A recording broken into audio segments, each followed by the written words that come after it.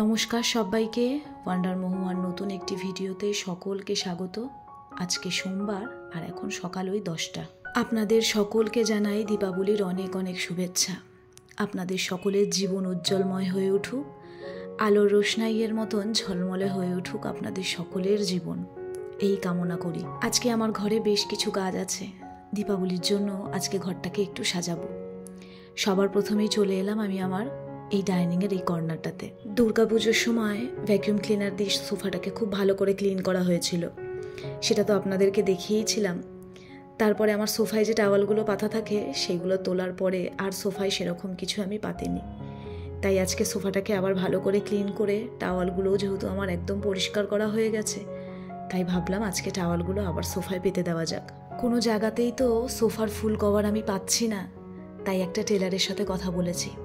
সে কালী পুজোর পর এসে আমার সোফাটাকে দেখে তারপরে হয়তো উনি কভার বানিয়ে দেবেন। সোফাটা যখন বানানো হচ্ছিল তখন আমরা দুজন মিলে এই ডিপ কালারটাই একটু চুজ করেছিলাম, যাতে সোফাতে কভার না লাগাতে হয়। কিন্তু রাস্তার ধারে ফ্ল্যাট হয়ে আর ধুলোতে এখন যা পরিস্থিতি, সোফাটাকে বাঁচাতে হলে ওকে ফুল কভার না দিলে আর চলবে না। আজকের ভিডিওতে আপনাদের সঙ্গে গল্প করতে বা কথা বলতে আমার একটু অসুবিধাই হচ্ছে। আসলে প্রচণ্ড ঠান্ডা লেগেছে, গলার অবস্থাটাও খুব একটা ভালো নয়, তাই কোনো রকম অসুবিধা হলে আমি আপনাদের কাছে ক্ষমা প্রার্থী। আর আমার এই যে সেন্টার টেবিলটা, এইটাতেও আমি একটা কভার পরিয়ে দিলাম। এই সেন্টার টেবিলের ওপরে যে গ্লাসটা রয়েছে, ওর ফাঁকায় ফাঁকায় অনেক ধুলো ঢুকে যায়, যেটা প্রত্যেক দিন আমার পক্ষে পরিষ্কার করা সম্ভব হয় না। তাই এইটা আমাকে দিওয়ালিতে আমার মা গিফট করেছে, একদম পারফেক্ট হয়েছে। আর সমস্ত কিছু গোছানোর পরে আমার এই কর্নারটা দেখতে খানিকটা এইরকম লাগছে। গতকাল আমি এই পার্সেলটা রিসিভ করলাম। প্রায় 15 দিন মতন হলো আমি অর্ডার করেছিলাম এই ওয়াল হ্যাঙ্গিং হুকগুলো। ভীষণ কাজের, আমার বেশ কয়েকটা দরকার ছিল, তাই একসাথে 20টা বা 25টা অর্ডার করেছি। 100 টাকাও পড়েনি জানেন, তারও কম। এই ওয়াল হ্যাঙ্গিং হুকগুলো আমি বেসিক্যালি নিয়েছিলাম দিওয়ালি ডেকোরেশনের জন্য। এইগুলো আমি আমার প্রত্যেকটা রুমের যে দরজাগুলো আছে তার উপরে লাগিয়ে নিচ্ছি। এই যে ওয়াল হ্যাঙ্গিং স্টিকারগুলো, এর গ্লুগুলো ভীষণ স্ট্রং আর খুব ভালো।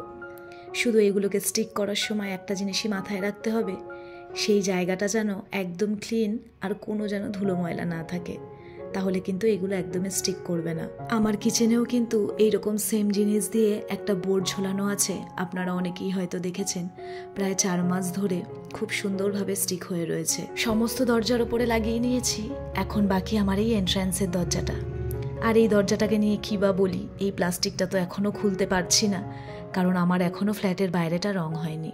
তাই জন্য ইচ্ছে থাকলেও এই প্লাস্টিকটা আমরা কিছুতেই রিমুভ করতে পারছি না।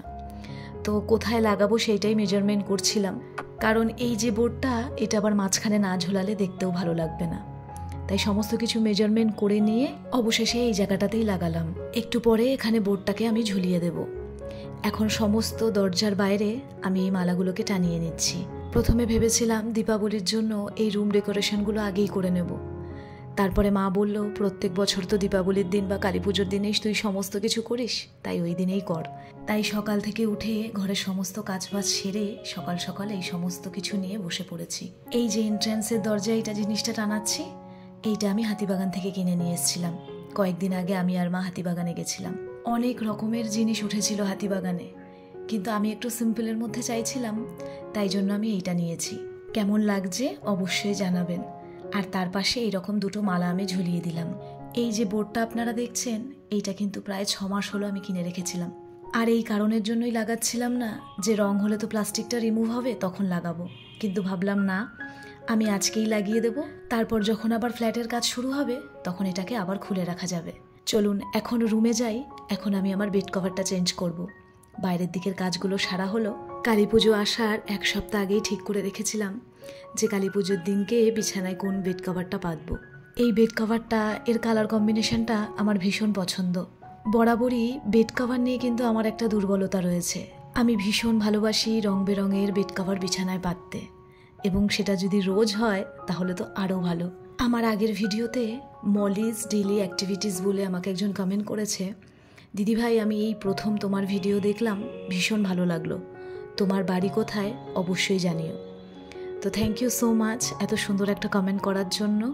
এইভাবে পাশে থেকো। আর আমার বাড়ি কলকাতা, রাজারহাট নিউ টাউন। শ্রাবণী কুণ্ডু বলে আমাকে একজন কমেন্ট করেছে, খুব সুন্দর হয়েছে তোমার TV cabinet. Thank you so much, অনেক অনেক ভালোবাসা। মাই লাইফস্টাইল বলে আমাকে একজন কমেন্ট করেছে, খুব সুন্দর লাগছে। অনেক অনেক ধন্যবাদ আপনাকে। জয়ন্ত মণ্ডল বলে একজন কমেন্ট করেছে, দারুণ লাগলো দিদি। Thank you so much. আপনাদের এত সুন্দর সুন্দর কমেন্ট পেয়ে, সেগুলো পড়ে এবং আপনাদেরকে সেই কমেন্টের রিপ্লাই দিতে পারলে আমার ভীষণ ভালো লাগে। অসংখ্য ধন্যবাদ, এইভাবেই আমার পাশে থাকবেন। আপনাদের সঙ্গে কথা বলতে বলতে বেডটা খুব ভালোভাবে ক্লিন করে বেড কভারটাও পেতে নিয়েছি। এখন বাইরেটা ডেকোরেশন করে নিচ্ছি। আর বাকি রইল আমার এই ব্যালকনির এই দরজাটা, এটাতেও আমি একটা মালা ঝুলিয়ে নিলাম। আর আপনারা এই যে হলুদ আর্টিফিশিয়াল গাঁদার মালাগুলো দেখছেন, এগুলো আমি কিনেছিলাম আমার মেকআপ চ্যানেলের জন্য, মেকআপ ভিডিওজের ব্যাকড্রপটা সাজানোর জন্য। তারপর থেকে এগুলোকে যত্ন করে রেখে দিয়েছি। মেকআপ চ্যানেল নিয়ে তো আর বেশি দূর কাজ করা গেল না, তবে এই জিনিসগুলোকে আমি যত্ন করে রেখে দিয়েছি। আমার ড্রেসিং টেবিলের জন্য কিনেছি এই গ্রাস ম্যাটটা, এটা তাই ড্রেসিং টেবিলে পেতে দিলাম। এই জায়গাটা না বেশ খালি খালি লাগছিল দেখতে, কিন্তু এটা পাতার পর দেখুন আমার ড্রেসিং টেবিলের লুকটাই পুরো চেঞ্জ হয়ে গেছে। আর আমার পার্সোনালি এই গ্রাস ম্যাটগুলো ভীষণ ভালো লাগে। ঘরের প্রত্যেকটা কাজ হয়ে গেছে, এখন এসে একটু ব্যালকনিতে দাঁড়ালাম। পুজোর এই সময়টা ব্যালকনিতে দাঁড়িয়ে থাকতে বা ব্যালকনিতে সময় কাটাতেই বেশি ভালো লাগে। সারাক্ষণ রাস্তায় লোকজন, আর ওই যে দেখা যাচ্ছে আমাদের কালী পুজোর প্যান্ডেল। একটু পরেই এখানে আলোর রোশনাই, মেলাই যে দোকানগুলো দেখছেন, প্রত্যেকটা দোকান খুলে যাবে। তখন তো এই রাস্তাটা দেখতে আরও ভালো লাগে। দুর্গাপুজোর 4-5টা দিন যেমন কলকাতায় হয়, কালী পুজোর এই 4-5টা দিন আমাদের এখানে। আর বিকেল হতে না হতেই আমি কিন্তু আমার ব্যালকনি, আমার গোটা বাড়িটা আলোয় ঝলমল করে ফেলেছি। কেমন লাগছে অবশ্যই জানাবেন। আজকের ভিডিওটা এখানেই শেষ করলাম। সকলে ভালো থাকবেন, সুস্থ থাকবেন। আপনাদের সঙ্গে আবার পরে দেখা হবে।